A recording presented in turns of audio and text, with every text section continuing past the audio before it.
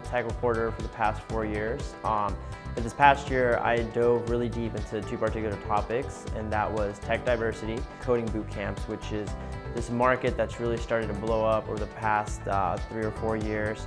And it's really like a gateway for many people to get into the tech industry. And although there are problems with this market and it's kind of ripe for exploitation, especially because it's a for-profit education, the tech industry has no choice but to really consider it just because they're so short on talent. And like I said, this is one of those rising avenues. It's pretty much a very homogenous group as well. Basically, the extent of the diversity I see is I either deal with a white blonde lady or a white brunette lady, and that's about it.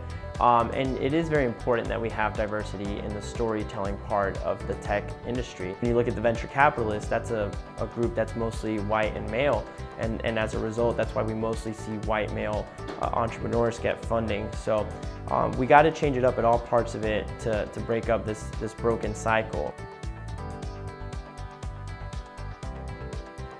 So part of the problem is that a lot of these big tech companies are still ignoring coding bootcamp students.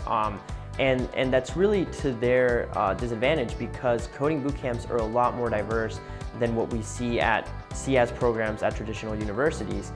For example, women at these universities earn about 18% of computer science degrees, whereas their representation at coding bootcamps is closer to 41%, so that's almost double. And so if you're a big tech company and you're serious about diversity, you simply got to look at these coding bootcamps. Of course, not all coding bootcamps are doing a great job, but there are certainly many that are. And that's why we are starting to see some movement from a couple of tech companies.